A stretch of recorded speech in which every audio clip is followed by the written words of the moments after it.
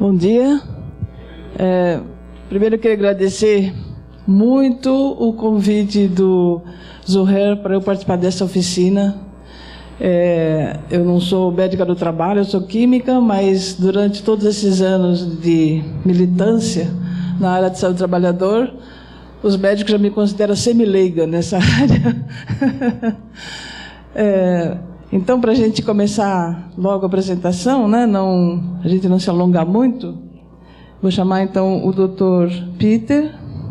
Ele é diretor da OIT no Brasil, como desde 2015. Antigamente era diretor do departamento de empresa da OIT.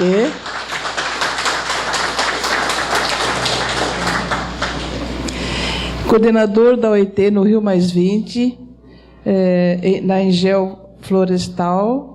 É doutor em Ciências Naturais pela Universidade da Alemanha, coautor do relatório Diretrizes Práticas de Segurança e Saúde do Trabalhador Florestal e coordenador do capítulo florestal da Enciclopédia da OIT sobre Segurança e Saúde dos Trabalhadores, que é uma enciclopédia muito boa, inclusive, de grande consulta. Quer falar alguma coisa? Desculpe, Peter.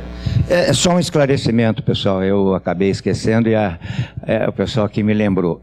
Infelizmente, nós tivemos aí um problema e o Clemente Gans, que é o diretor do DIEESE, que estava previsto em participar conosco, mandou uma mensagem dizendo que não podia participar.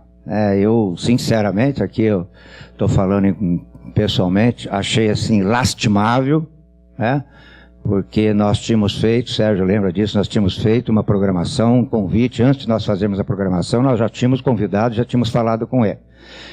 Ele deve estar com algum problema familiar, tal, então tudo bem, mas eu esperava que viesse alguém do DIEESE para participar conosco, que era muito importante nesse debate, inclusive com vocês, né? Mas lamentavelmente a gente não vai ter, mas não é por isso que vai deixar de ter a expressão que nós temos aqui com os demais palestrantes e com o Peter aqui fazendo a nossa discussão, e até vai sobrar mais tempo para vocês conversarem com o Peter. Imagina. Bom dia a todos e todas. Eu agradeço muito esse convite do Zuher para falar com vocês aqui. Como ele disse, eu cheguei recentemente, estou no Brasil, assumi o cargo de diretor da OIT aqui no Brasil em dezembro do ano passado. Mas, de fato, a minha história com o Brasil tem quase 20 anos, tem mais de 20 anos agora já, e começou aqui no Paraná. O primeiro evento que eu participei aqui foi com os trabalhadores da Klabin.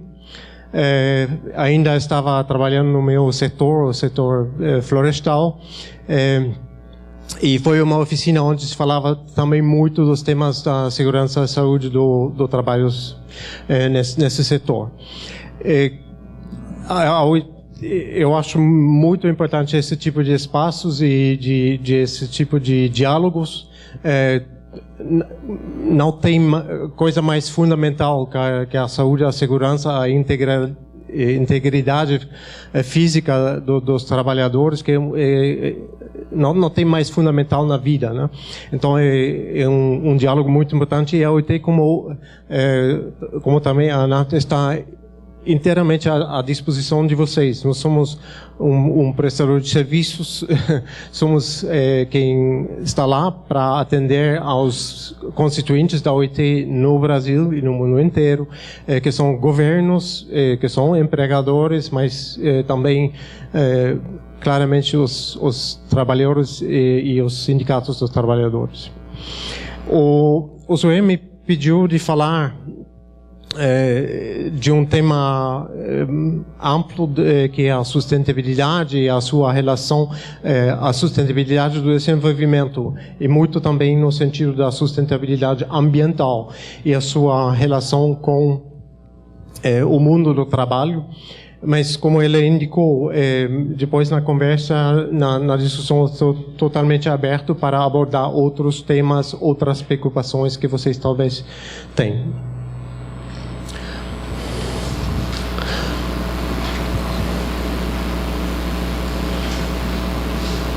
Pode faço.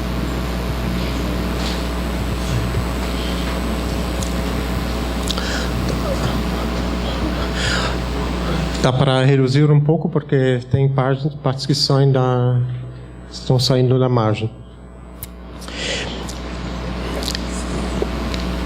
A UIT leva uns 10 anos, mais ou menos, trabalhando esse tema, não?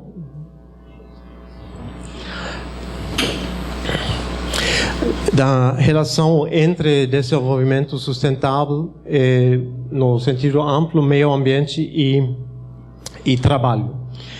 E foi um dos temas abordados na conferência da Rio+20, a grande conferência da ONU sobre sustentabilidade e desenvolvimento sustentável, onde o tema trabalho foi muito discutido e se vocês pegam o relatório, o documento final da conferência, que se chama O Futuro que Todos Queremos, tem um capítulo inteiro falando só do trabalho decente e do papel fundamental que o trabalho decente tem para o desenvolvimento sustentável. A Organização Internacional do Trabalho, a Conferência Internacional do Trabalho, que é o órgão supremo da organização, discutiu esse tema em 2013 e temos um relatório disponível na página que trata do tema, e esse documento explorou um pouco quais são as oportunidades que uma maior sustentabilidade ambiental pode trazer para o mundo do trabalho. Tem desafios, se tiver, quais são. Tem coisas que são incompatíveis, onde você tem que decidir se você quer uma coisa e outra, não é impossível compatibilizar as duas. E como seria uma transição para o mundo do trabalho até uma maior sustentabilidade ambiental. Um logro importante nesse sentido, que foi um reclamo do movimento sindical no mundo inteiro, era que essa noção de uma transição justa para os trabalhadores fica colocado dentro do Acordo de Paris, o Acordo sobre Mudança Climática Mundial, que foi acordado em dezembro do ano passado em Paris.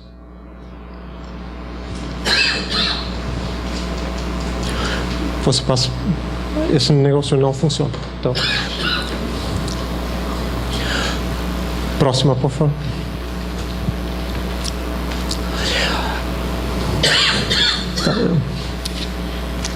Não.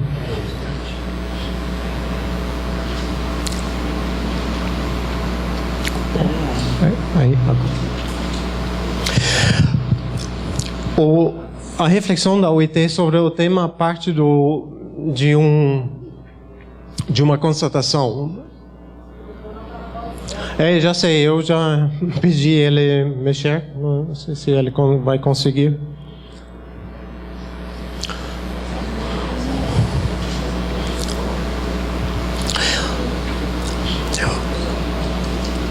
A reflexão da OIT sobre o tema parte de uma constatação e talvez vai dar para debater, mas eu estou muito convencido que essa constatação é certa, que o século XXI vai ter dois grandes desafios. Um é garantir a sustentabilidade ambiental, conquistar a sustentabilidade ambiental.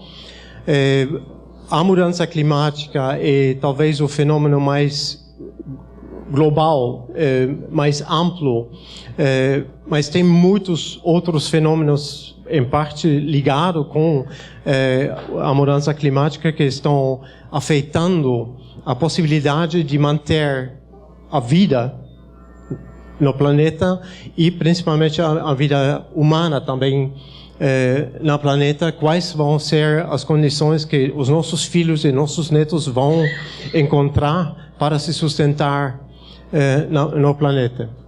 E o segundo é como vamos fazer para conquistar um trabalho decente para todos, que é fundamental para que pessoas possam se realizar na vida, possam levar uma vida digna e uma vida com segurança e saúde também.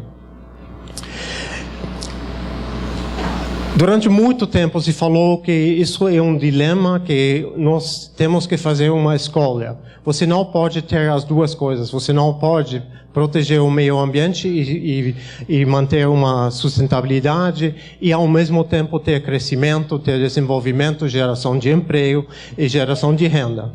E nós achamos que esse suposto dilema é falso.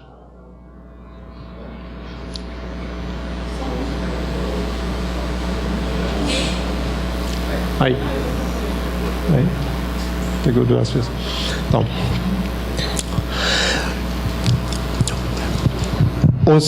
As pesquisas que nós fizemos e que muitas outras organizações têm feito, o Banco Mundial, a OCDE e outros, é que, na verdade, a falta de sustentabilidade ambiental que encontramos hoje está levando a uma perda de produtividade que vai ser cada vez, muito obrigado, que vai ser cada vez mais importante e que isso leva, essa perda de produtividade leva a médio prazo tanto a perda de renda, de crescimento econômico, como de empregos.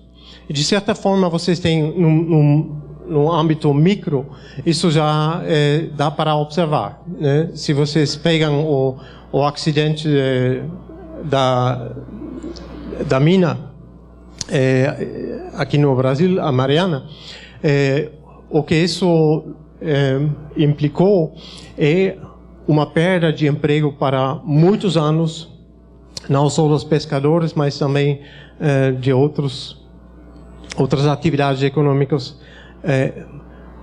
ao lado do rio e na beira do mar. Está pronto?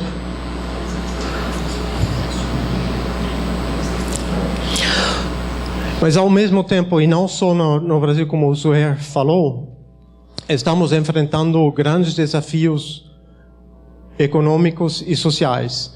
Temos hoje a maior taxa de desemprego no mundo de todos os tempos. Mais de 200 milhões de trabalhadores no mundo estão procurando emprego e não achando.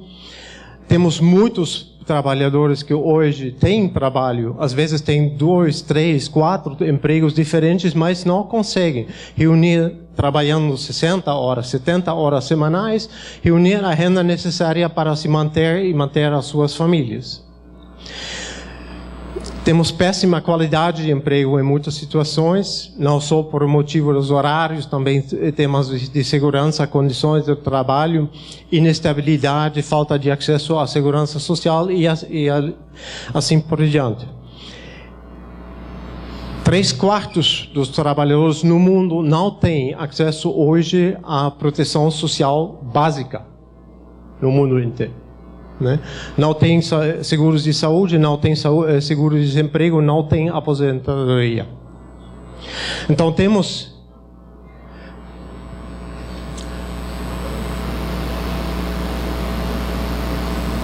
próxima, por favor.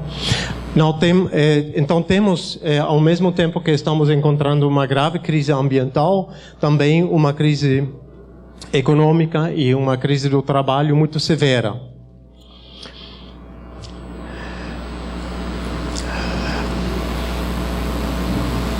Já falei que nós pensamos que essa ideia que você tem que escolher, entre a peste e a cólera, de certa forma, né? Ou você vai destruir o meio ambiente e destruir o futuro dos seus filhos e dos seus netos, ou você vai se sustentar hoje e vai ter um emprego e uma renda decente. Nós pensamos que isso é falso e que a sustentabilidade ambiental, muito pelo contrário, pode ser um motor de crescimento econômico e pode ser uma fonte de empregos e de renda adicional. Mas é muito importante para isso levar em conta a dinâmica do mercado de trabalho, a estrutura econômica da região, do país, do setor, para entender quais vão ser os câmbios, as mudanças que uma maior sustentabilidade ambiental, por exemplo, uma redução das emissões de gases a efeito estufa, vão trazer. Próxima, por favor. Nesse contexto, nós falamos de algo que provocou certa curiosidade, ficou às vezes difícil de entender o que é. Nós estamos falando de empregos verdes. O que é isso? Nós entendemos que tem ofícios, tem profissões, tem cargos na indústria, em todos os setores, que têm um papel fundamental para manter ou restabelecer a sustentabilidade ambiental. Porque são esses trabalhadores que vão reduzir o consumo de energia, de matéria-prima, que vão levar as suas empresas, os seus setores a ser mais ecoeficientes, que vão evitar ou diminuir emissões de gases a efeito estufa, mas também de outras emissões, de outras fontes de contaminação, reduzir a geração de lixo, proteger ou restaurar ecossistemas e serviços ambientais, como, por exemplo, no Brasil, o caso das florestas, e também de fontes marítimas. E, finalmente, facilitar a adaptação à mudança climática. A mudança climática já está acontecendo, né? Por enquanto, se compararmos com o período antes de começar a fase da industrialização no final do século XIX, em comparação com hoje, a temperatura já aumentou de quase 1 grau. E vai aumentar pelo menos 1 grau mais daqui final do século. Isso aparece talvez pouco, mas se vocês fazem a comparação com sua temperatura corporal, se você passa de 38 a 40 graus, vocês estão com febre. É uma condição séria. 2 graus parece pouco, mas se isso é a média da temperatura do planeta, é muito. E está acontecendo, essa mudança está acontecendo muito rapidamente, então é um fenômeno grave de mudança nas condições naturais. Aí. Ótimo. Aquela. Nós fizemos um esforço para ver se dá para quantificar esses empregos. Onde estão esses empregos que têm esse papel importante para preservar a sustentabilidade ambiental? E constatamos que você tem empregos num setor que você pode chamar de produção ecológica, que podem ser energias renováveis, que pode ser agricultura sustentável, que pode ser manejo florestal sustentável, que pode ser produção de meios de transporte muito eficientes de energia, como o metrô, como podem ser até carros que têm um consumo muito baixo. Mas você tem também empregos nos processos ecológicos, como, por exemplo, os trabalhadores na mina que deveriam ter evitado a quebra da barragem da Mariana.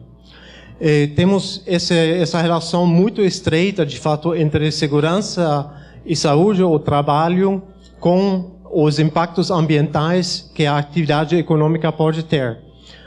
Vocês têm esse exemplo recente da Mariana, mas também teve a plataforma da empresa BP, que se incendiou e explodiu no Golfo de México.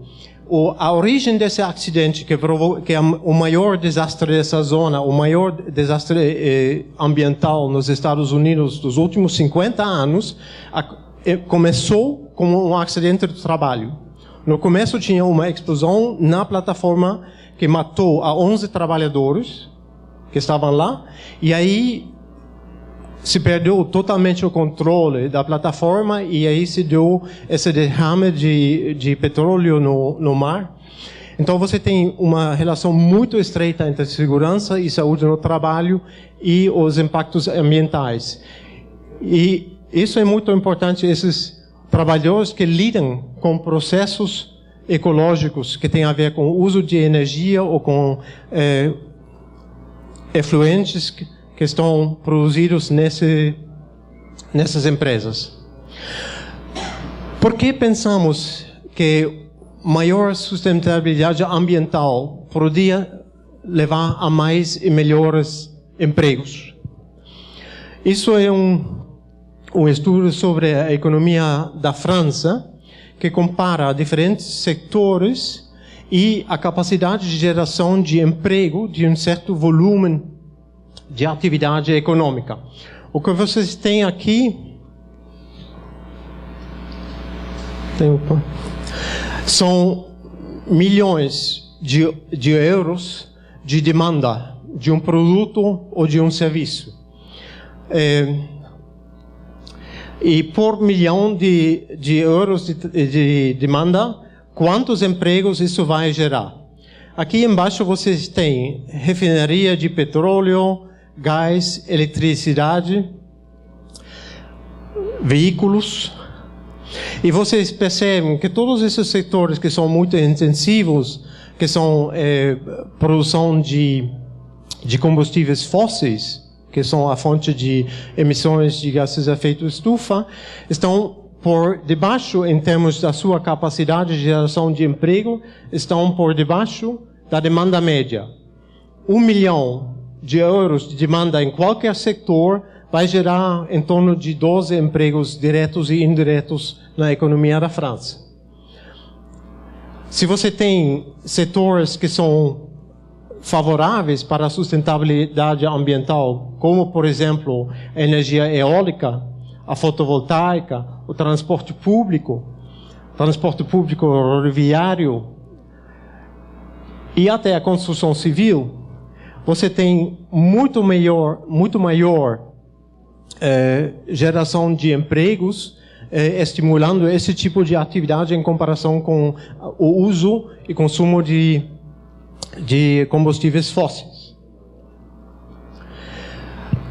Nós estamos fazendo estudos setor por setor e país por país em várias partes do mundo para ver como uma política ambiental mais ambiciosa poderia afetar o mercado do trabalho.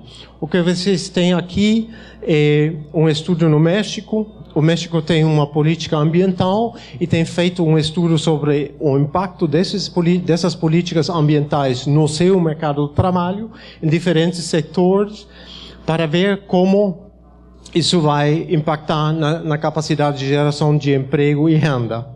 E nós observamos lá também que os setores que são favoráveis para a sustentabilidade ambiental, por exemplo, a manufatura de equipamentos sustentáveis para a indústria, ou as energias renováveis, têm muito maior capacidade de geração de emprego que os setores convencionais como o petróleo ou o carvão.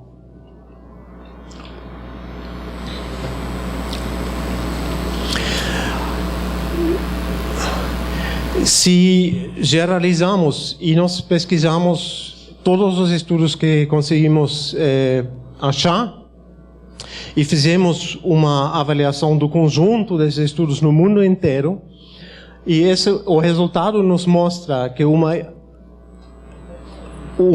desenvolvimento que contém a mudança climática, que reduz o aumento da temperatura média do planeta daqui final do século até 2 graus máximo, levaria a um aumento no mundo de até 60 milhões de empregos, em comparação com o modelo de desenvolvimento convencional que temos no mundo inteiro, que é de uso de energia fóssil, de pouca eficiência, de muita contaminação. Esse modelo poderia aumentar geração de emprego, poderia levar a mais investimento, e isso eu acho que, pessoalmente, estou convencido que isso também, para achar uma saída da crise econômica atual no Brasil, seria um ponto muito importante e muito interessante de explorar. Como um rumo mais sustentável para o desenvolvimento do Brasil pode nos ajudar a sair dessa crise, provocar novos investimentos e levar à geração de mais e melhores empregos.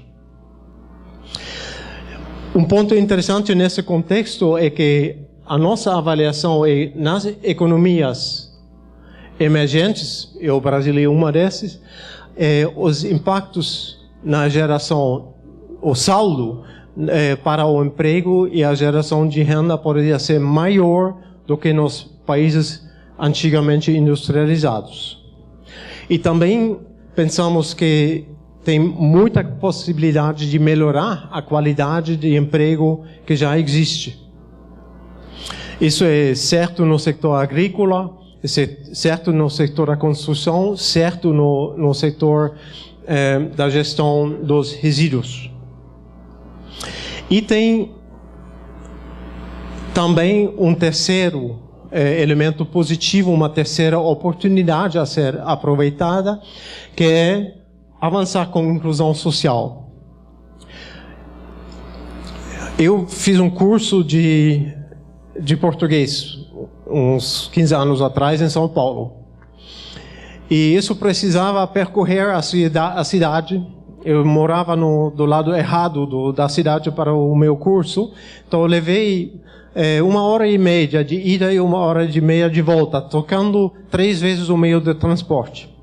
E um dia eu saquei o cálculo e disse, caramba, você está gastando só em transporte público o salário mínimo da época. Então, você tem a falta de acesso a transporte eficiente e barato e ambientalmente amigável. Para muitos também é um enorme gasto, né? Pior ainda se você não tem acesso à energia barata e limpa. Um tema que no Brasil está quase resolvido, mas ainda falta um pouco. Ou se você não tem acesso a uma moradia eficiente em uso de energia e água, isso aumenta muito o custo econômico e também muito a carga de trabalho. Em muitos casos, isso é a carga de trabalho de mulheres, né? Se você não tem acesso à energia e a transporte eficiente.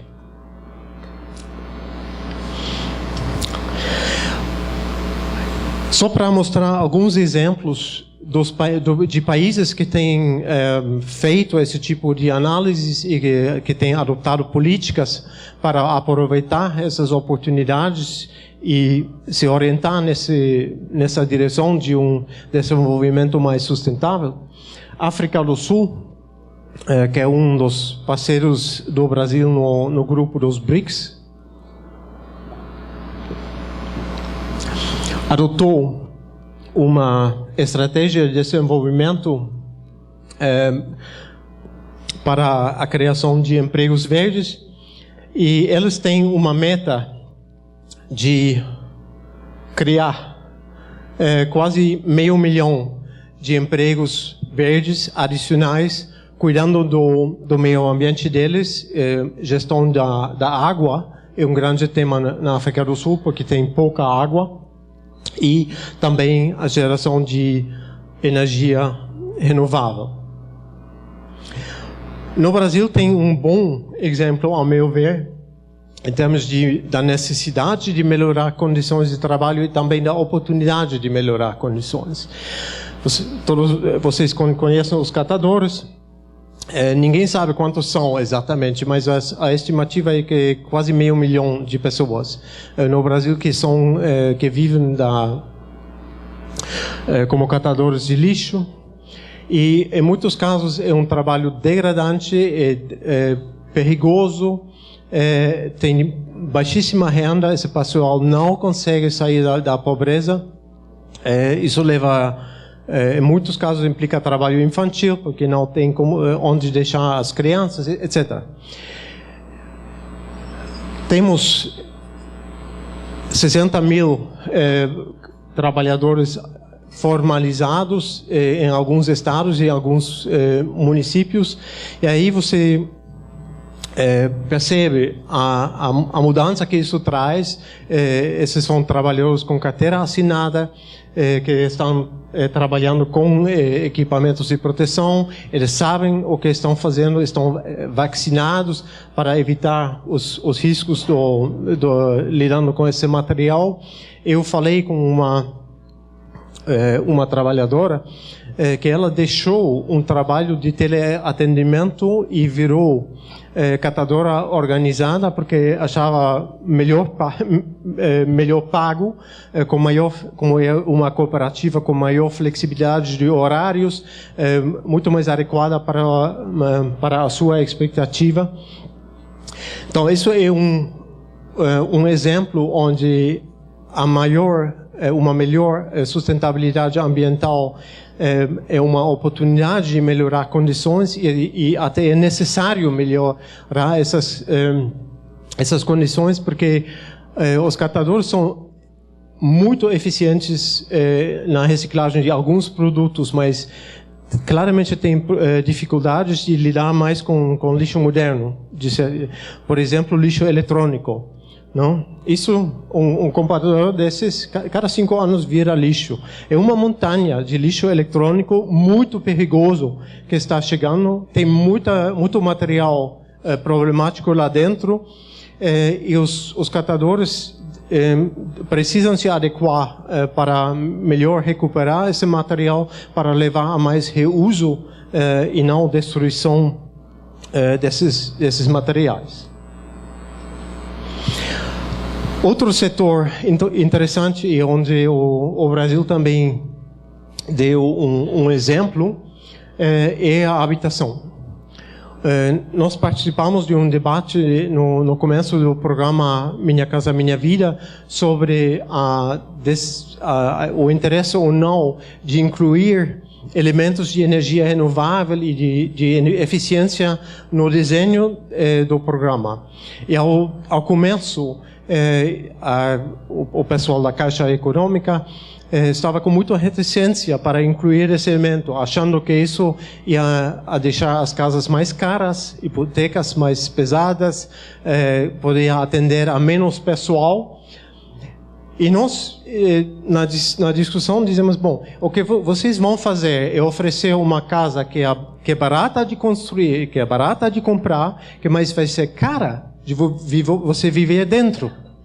Então, se você considera o ciclo útil da vida dessa casa e o custo que o morador vai ter para ocupar, isso deveria ser o critério. Se você saca essa conta, você constata que incluir equipamentos de aquecimento solar de água é uma ótima proposta. Você recupera o investimento desses aquecedores em 2 anos. A família tem água quente à vontade dentro dessa casa. E esse equipamento vai ter uma vida útil de pelo menos 15 anos, talvez 20. Né? Então, para a família, isso implica uma redução da conta de eletricidade de 40%. Isso são famílias de baixíssima renda. Né? Isso é muito dinheiro, é muito importante. Para o país, tem a vantagem de evitar o aumento da demanda de eletricidade quando já tem o pico da demanda, que é a eletricidade mais cara, que é gerada por eletrotérmicas. E outro fator interessante a inclusão desse elemento, desses equipamentos adicionais, gerou 30 mil empregos a mais em comparação com uma casa sem esse equipamento. Então, isso não é o fator, não é a geração de emprego só no programa de Minha Casa Minha Vida, é o emprego adicional que tem a ver com a produção desses equipamentos e a instalação nas casas e a manutenção ao longo do tempo. Isso é um exemplo do que eu falei, que é perfeitamente possível você ter mais sustentabilidade ambiental com a geração de mais e melhores empregos.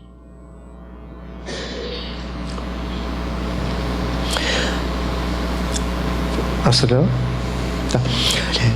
Bom, eu falei do lado positivo dessa mudança, que são a possibilidade de gerar mais e melhores empregos e de ter mais inclusão social. Eu vou não esconder que talvez também isso pode gerar problemas em alguns setores, e temos que ver como entender esses problemas e como lidar com esses problemas. Se você vai mudar o rumo da economia para maior sustentabilidade, isso quer dizer que você vai reduzir o uso de certos produtos e de certos serviços, tudo que tem a ver com energia fóssil, que é carvão no primeiro tempo, mas também é petróleo. Então, quem trabalha nos setores da produção de carvão ou do petróleo, ao longo do tempo, vai ser as suas oportunidades diminuir. A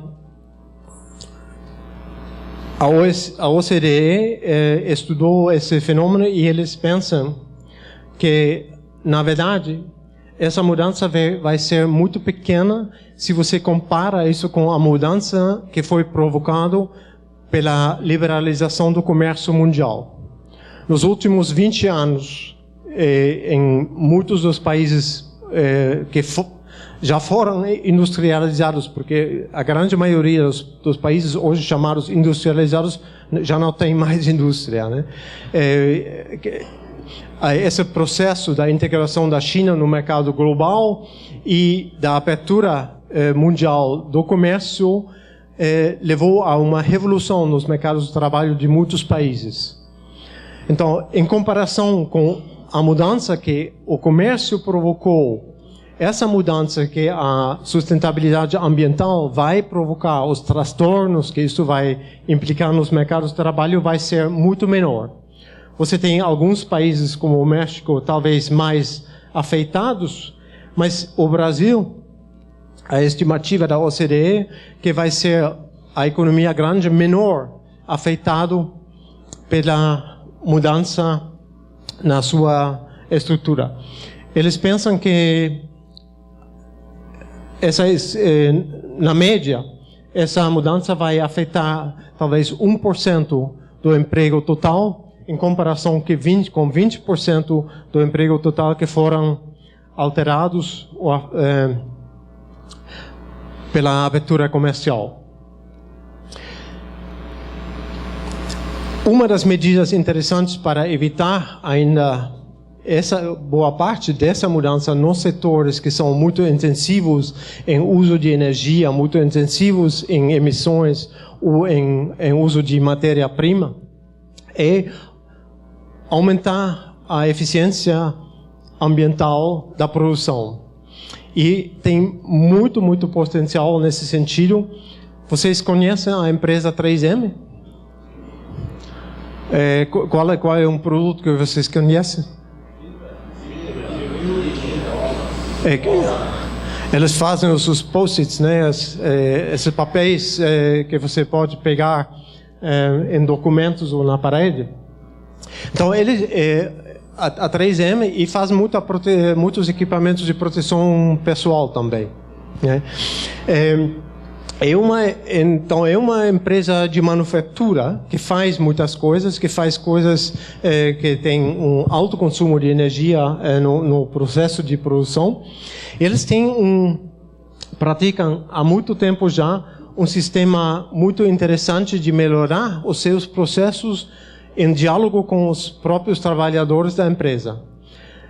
Tem um programa que se chama Prevenir Poluição Paga e solicitam aos funcionários deles de fazer sugestões de melhora do processo. E essas propostas são avaliadas e as propostas interessantes são implementadas. Ao longo dos anos, eles receberam mais de 8.000 propostas dos próprios funcionários que foram implementados. E isso levou a uma redução da emissão de gases de efeito estufa dessa empresa de quase 3/4. Isso é muito mais do que as metas acordadas em Paris. Nenhum país tem esse nível de ambição, o que essa empresa já logrou fazer. E é mais, reduzir essas emissões não aumentou o custo de produção. Levou a uma redução do custo de mais de $1 bilhão para a empresa. Então, é um exemplo também o que é possível se você adota essa estratégia e realmente procura compatibilizar crescimento, geração de emprego e renda com sustentabilidade ambiental. Nós estamos preocupados, sim, com os impactos. A 3M é uma multinacional grande que tem altíssima capacidade gerencial, que tem muitos engenheiros, né? Tem funcionários muito qualificados. Isso não é o caso da grande maioria das empresas e da grande maioria dos trabalhadores no mundo. 2/3 de todos os trabalhadores estão em pequenas e médias empresas no mundo. E para eles vai ser muito mais difícil, já é difícil hoje, no contexto atual, ter acesso à informação sobre tecnologia, ter acesso a mercados, ter acesso à formação dos donos dessas empresas, mas também dos funcionários, a financiamento, a crédito, etc., e assim por diante. Então, para essas empresas vai ser muito mais difícil de se adaptar a esse novo contexto.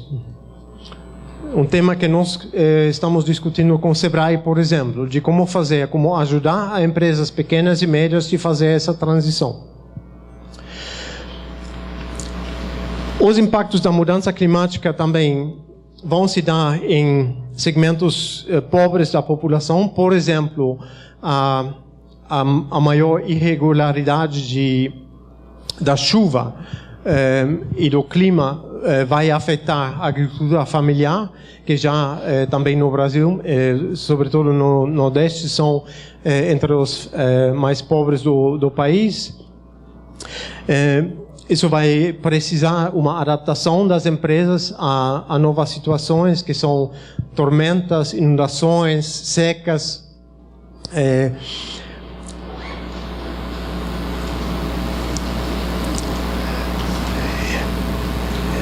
E também,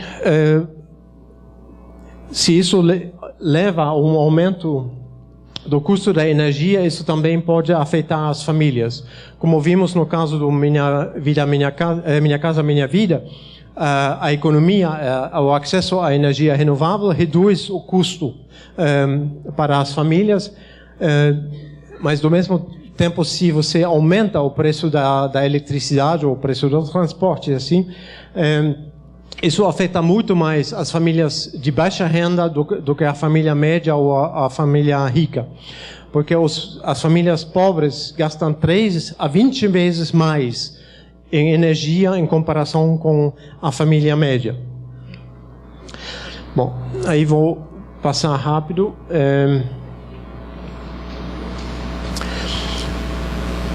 Em conclusão, isso também são conclusões da Conferência Internacional do Trabalho de 2013. A sustentabilidade ambiental, hoje em dia, não é uma opção para o mundo do trabalho, de fato é uma necessidade.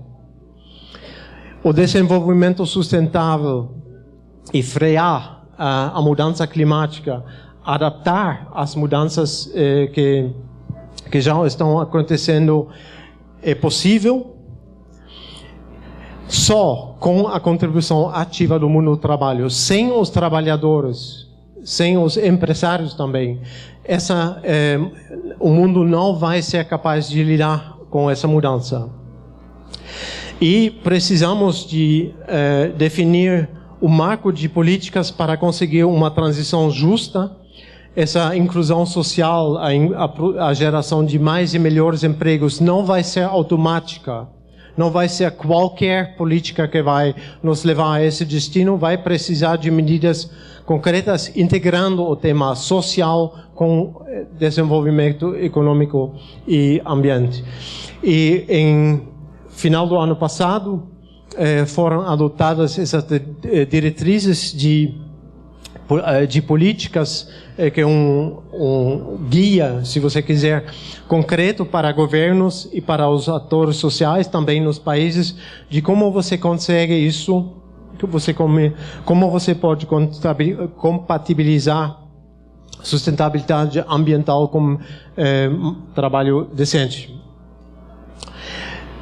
Nós criamos uma parceria com várias agências do Sistema de Nações Unidas, porque tem agora muitos países que estão interessados em saber como você pode conseguir mais e melhores empregos com maior sustentabilidade. Aqui você tem um mapa de todos os países interessados do Sul, principalmente, que estão estudando esse tema. Temos um programa em Peru, temos um programa no México, na África do Sul, na China, na Índia, na Indonésia.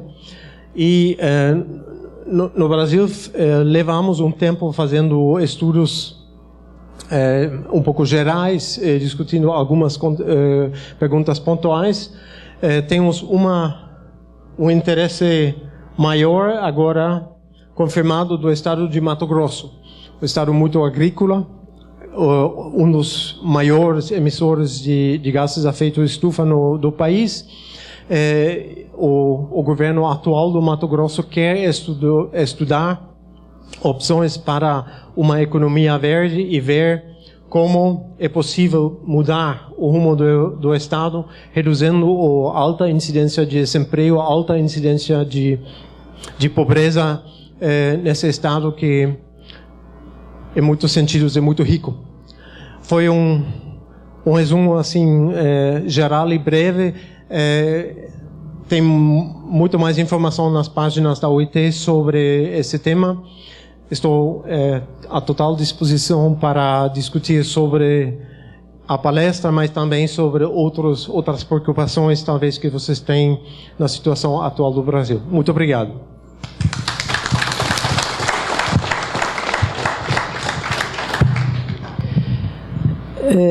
Como o nosso intervalo só às 10h15, nós temos 15 minutos para que algum das pessoas participantes queiram fazer alguma pergunta. O Dr. Peter, pode falar? Ele e depois aquele.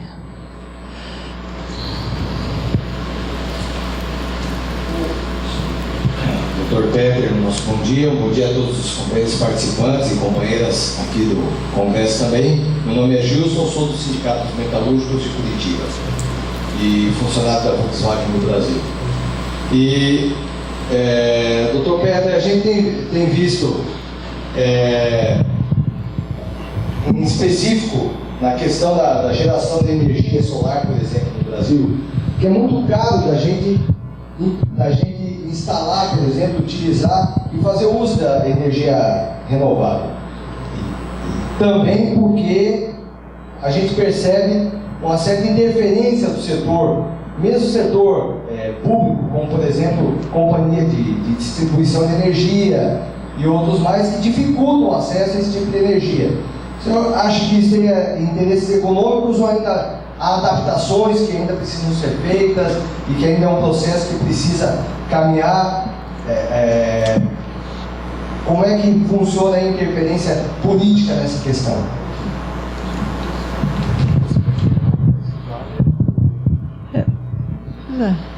Você manda. Poder fazer a resposta do Sérgio, ele responde duas em seguida, acho que é mais rápido, por causa do tempo. Bom dia, doutor. Bom dia, doutora. Meu nome é Carlos Albino, sou presidente da Federação dos Metalúrgicos de Goiás e presidente do Sindicato dos Metalúrgicos Catalão. Minha pergunta até que um pedido de apoio. Nosso sindicato está tentando organizar uma cooperativa para beneficiamento do lixo da cidade, reciclável. Porque lá recentemente tivemos uma perda, na cidade de 100 mil habitantes, tivemos uma perda de mais de 400 mil postos de trabalho. E já passou 8 meses, já não tem ninguém recebendo seguro-desemprego e o índice de desemprego é muito grande na cidade.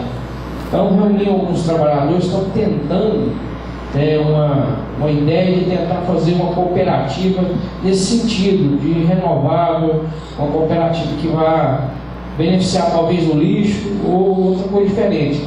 Queria saber se a OIT tem alguma ideia, algum desenvolvimento para nos ajudar nessa dificuldade.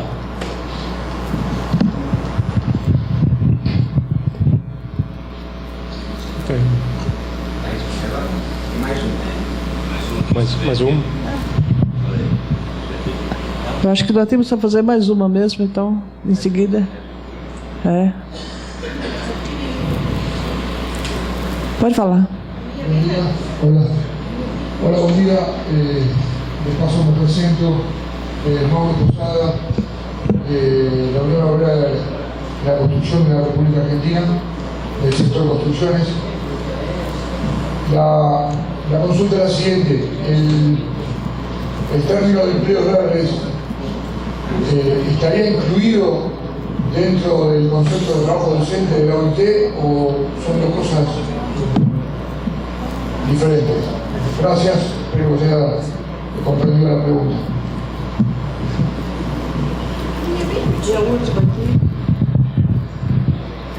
É que, gente, não vai dar tempo, a gente tem 11h15. Mas só se for bem rapidinho. Não, acho que o rapaz de trás acho que está na frente, né? Tem alguém? É lá. Não dá, porque 10h15 é horário do intervalo. A gente... Bom dia a todos. Do Paraná, Construção Civil. A minha pergunta, eu sou muito preocupado com a saúde e segurança e na linha da saúde ocupacional do trabalho. Na sua explanação, o senhor fala de duas preocupações do século XXI. Coloca duas questões. E as duas questões vão na direção do meio ambiente e também de empregos e local de trabalho. As pesquisas suas, ou da OIT, têm algumas preocupações também no século XXI com relação à doença ocupacional do trabalho. Por que te pergunta isso? Porque todos os tipos de avanço tecnológico hoje no Brasil e no mundo, o avanço tecnológico chega primeiro, depois descobre as doenças que causam os trabalhadores. E essa é a preocupação nossa.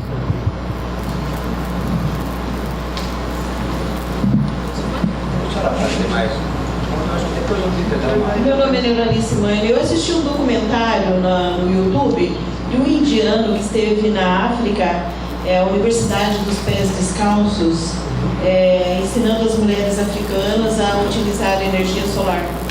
No Brasil, a energia é tão cara, por que não utilizarmos essa metodologia? E também porque só o Mato Grosso do Sul está preocupado com a situação toda que envolve o meio ambiente. Por que no nosso Paraná, que o governador Beto Richa vai para a televisão, diz que é a quarta potência brasileira e não investe no meio ambiente? Eu queria fazer uma pergunta para você, fugindo um pouquinho até da sua apresentação, mas que, se não quiser responder já, a gente pode ter um outro momento ainda pela manhã que você possa fazer a consideração. A gente está muito preocupado com a situação que nós estamos vivendo, com desemprego e precarização do trabalho. Então, eu queria saber com você, eu sei que a OIT não tem nenhum papel de intervenção, Mas como que a OIT tem visto essa questão e como que o escritório, você especialmente, tem trabalhado ou tem procurado discutir essa questão no Brasil, principalmente com esta crise do desemprego que nós estamos vivendo e, lógico, a criação de empregos precários, né? Trabalho precário que daí não tem muito sentido para nós, vamos dizer assim. Então, assim, como que você tem visto isso? E adianto mais ainda, nós temos muitas questões, inclusive no Paraná, não sei aqui o pessoal dos outros sindicatos, das outras categorias, mas nós temos muitas questões de relações um pouco autoritárias das empresas com relação à representação sindical, né? E eu acho que este é um outro ponto importante que a OIT sempre tem trabalhado, que eu acho que é importante a gente também entender assim, como que nós podemos ter este apoio da OIT, muito assédio moral de empresas com os trabalhadores, com dirigentes, com os cipeiros que nós temos, né? Então eu acho que quem sabe um canal de maior aproximação, né, com a OIT pode ser algo interessante também nesse sentido. Eu sei que é uma coisa bastante ampla, mas é mais para você ter assim na sua agenda como que a gente pode no futuro, quem sabe muito próximo, ter quem sabe uma reunião, uma discussão mais específica com essa representação sindical aqui do Paraná, não só do Paraná. Bom, isso é um amplo leque de perguntas, algumas muito complexas. Começamos com o custo da energia renovável. É verdade que a fotovoltaica já foi cara, mas os preços da geração de energia fotovoltaica têm caído 80% nos últimos 5 anos. 80%. Esse ano, o ano passado, pela primeira vez,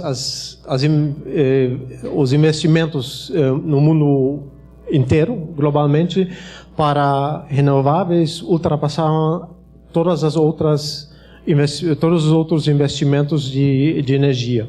E você tem agora e a liderança nesse setor mudou.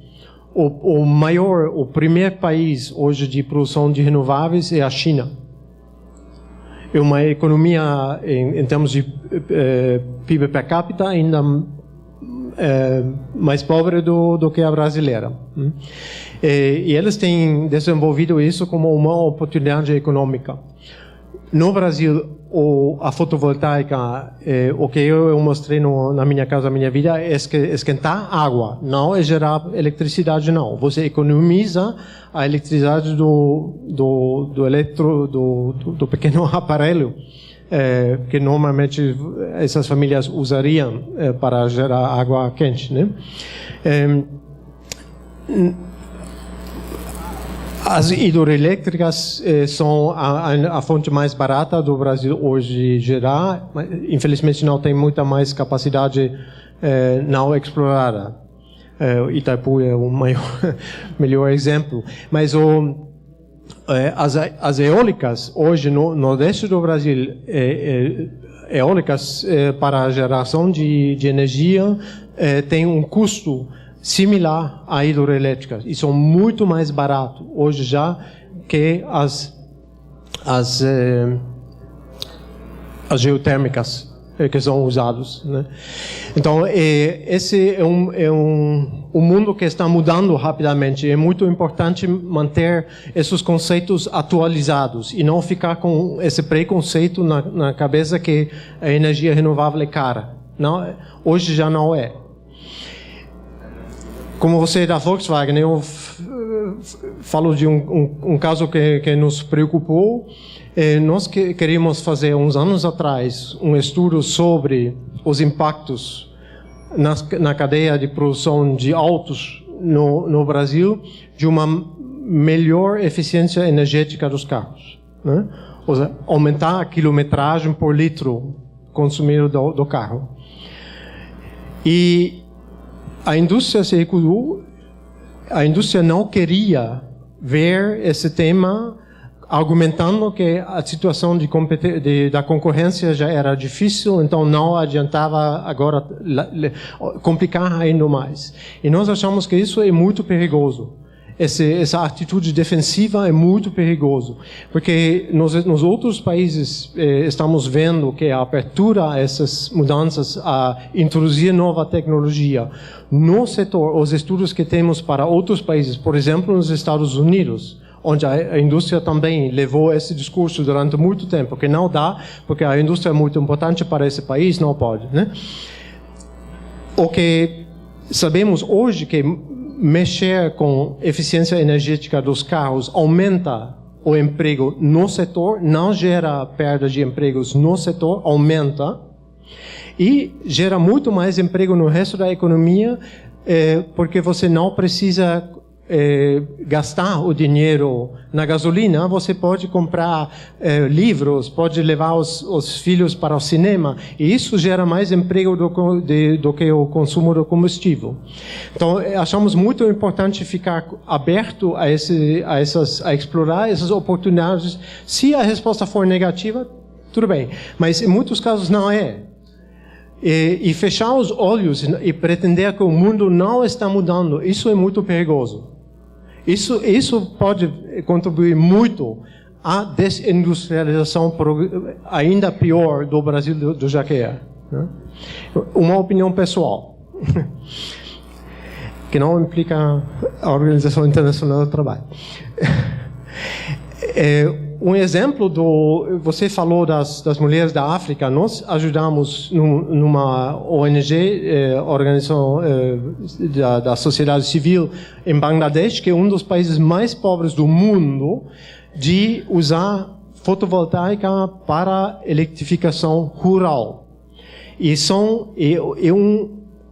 é uma proposta comercial. As famílias compram as placas, colocam nos tetos das suas casas para gerar eletricidade. E essas famílias essas famílias rurais, no país mais pobre do mundo, conseguem reembolsar os créditos, os préstamos. Então, depende um pouco do jeito de que você faz, mas a energia renovável tem um grande futuro e pode trazer muitas vantagens. Sobre a cooperativa do lixo, talvez podemos falar logo depois, eu posso passar o meu contato e podemos ver o que dá para fazer, porque tem bons exemplos. O que eu mostrei, a foto é da ABC, de São Paulo, né? Tem alguns municípios que têm essa questão bastante resolvida, e também tem uma secretaria no Ministério do Trabalho que lida com a economia social e solidária, que também pode talvez ajudar. E não sei se nós, como escritório, diretamente podemos. A construção, deixa eu ver se...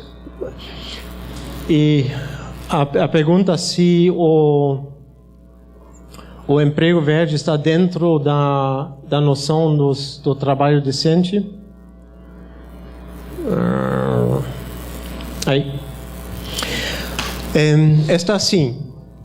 É claro, para nós, e isso foi um elemento de uma discussão, até de uma briga com organizações ambientais e também com o Programa de Nações Unidas para o Meio Ambiente da ONU, que uma economia verde, um crescimento verde, como se você não vai automaticamente melhorar as condições sociais, não vai. Realmente depende das políticas que você adota, do jeito que você faz. Não é por definição que uma economia mais ambientalmente sustentável vai também ser mais inclusiva e mais justa. Não é. Então, nós brigamos isso, e se você pega a definição que foi adotada, aqui você tem o trabalho digno, o trabalho decente, e é claro que não é a totalidade dos empregos que estão numa produção ecológica, por exemplo, uma agricultura sustentável, mas que não gera uma renda suficiente para superar a pobreza. Isso para nós ambientalmente pode ser sustentável, mas não é trabalho digno, não. Você tem trabalhadores da construção, por exemplo, né, que podem ser importantes para aumentar a eficiência energética dos prédios. Coisa muito importante nesse país também, você perde muita energia com ar-condicionado, desnecessariamente. E muitos desses prédios estão mal feitos. Isso pode só se superar se os trabalhadores da construção têm a qualificação necessária e se conseguimos mobilizar os investimentos. Então, um trabalhador da construção que esteja construindo um prédio ecoeficiente, mas seria um trabalhador informal, para nós isso pode ser contribuição para a sustentabilidade ambiental, mas não é trabalho digno, não. Né? Então, claramente, para nós, os dois objetivos têm que coincidir.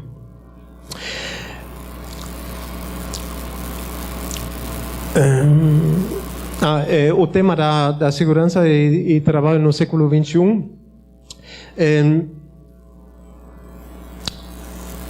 A minha percepção é, de modo geral, as condições estão melhorando.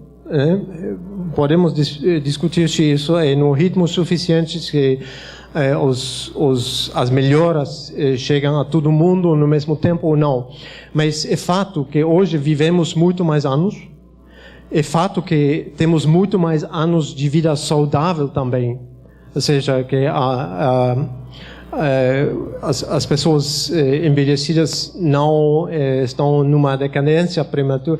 Então, isso é claramente um avanço. Também, em termos gerais, a tecnologia está aumentando e melhorando as condições difíceis. Temos muitos trabalhos penosos de alta carga física, por exemplo, que hoje não são mais necessários. Né? Um trabalhador metalúrgico numa, como se diz, fundição, processamento de metais. Antigamente esse trabalhador tinha que se aposentar com 50 anos porque já estava pronto, né? A exposição ao calor, a metais pesados e tal. Hoje você tem condições de operar uma fundição no centro de uma grande cidade, porque o processo está tanto melhor controlado. Eu não digo que também as tecnologias verdes não têm problema nenhum para a saúde. Isso não é o discurso, não. Temos que ser atentos a isso, né? Quem vai construir e manter uma eólica vai trabalhar numa altura de 150 metros. Né? Isso é um risco que tem que ser controlado. As placas fotovoltaicas contêm silício, que é uma substância problemática. Temos que ver o que é isso, né? Mas no geral, vamos mais encontrar os problemas do passado nessa transição com os problemas atuais. Porque, por exemplo, na Europa tem um grande programa de aumento de eficiência energética de casas, de prédios. E aí estamos encontrando todo o amianto que foi colocado nesses prédios nos anos 60 e 70. Né? Recuperar esse amianto, tirar esse amianto de lá, isso é o grande desafio, não é a nova tecnologia ambiental. Né? A crise, a grande pergunta aberta do Zuhair, precarização e liberdade sindical, a crise do emprego. Nós, como OIT, estamos à total disposição do governo e dos atores sociais para discutir saídas dessa crise econômica atual. Mas, no contexto de crise política, era difícil encontrar interlocutor. Mantemos essa disposição e pensamos que é possível, é necessário adotar tanto medidas imediatas, políticas ativas do mercado do trabalho para lidar com o aumento do desemprego. Eu vou falar na terça sobre a tendência do emprego e desemprego, e o panorama não é bom. Não é. O desemprego sempre tem um atraso frente ao desenvolvimento da economia. A Argentina sofreu disso já, ou está sofrendo isso da segunda vez já.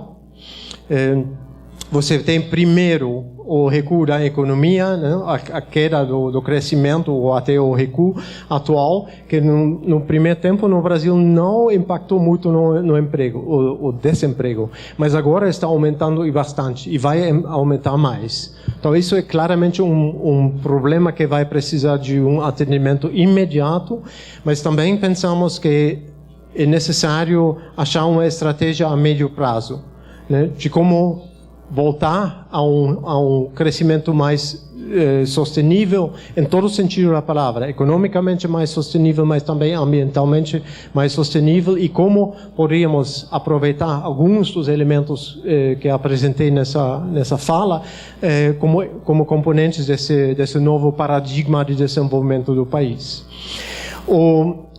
Também estamos no escritório de Brasília e também no mundo à disposição dos atores para discutir problemas. Na página da OIT temos você falou do tema do acoso, do assédio. Temos um balcão onde vocês podem fazer consultas diretamente aos serviços de aplicação de normas da OIT sobre o que acontece na sua empresa. Você tem um problema, você acha que isso é incompatível com o princípio da liberdade sindical, ou que isso é um caso de discriminação, ou que é um caso de assédio e tal. Então você pode diretamente e de maneira anônima fazer essa consulta. Você não precisa dizer eu sou um tal, trabalho na empresa X. Você pode fazer totalmente anonimamente essa consulta. Você vai receber uma resposta consultada com os serviços normativos da OIT. Também para trabalhadores e para os sindicatos temos um serviço especializado que apoia o desenvolvimento do sindicalismo e a formação da liderança sindical, né? Oferecemos cursos tanto aqui in situ. Há pouco tempo, de fato, se organizou em São Paulo um curso sobre estratégias sindicais numa situação de globalização, mundialização e de cadeias globais de valor. Mas temos muita oferta nesse sentido de formação sindical, e nós podemos servir de intermediário também. Se vocês têm uma demanda particular, podemos comunicar isso aos serviços correspondentes e ver o que é possível. Como é possível dar uma resposta a essa preocupação. Tá? Muito obrigado, então.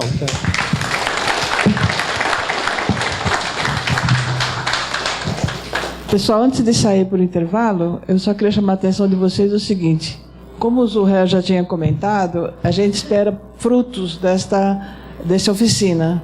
E na página 5 e 6 desse caderninho que vocês receberam na pasta, existe uma série de perguntas que vão ser condutoras para um debate que nós vamos ocorrer aqui no final do dia.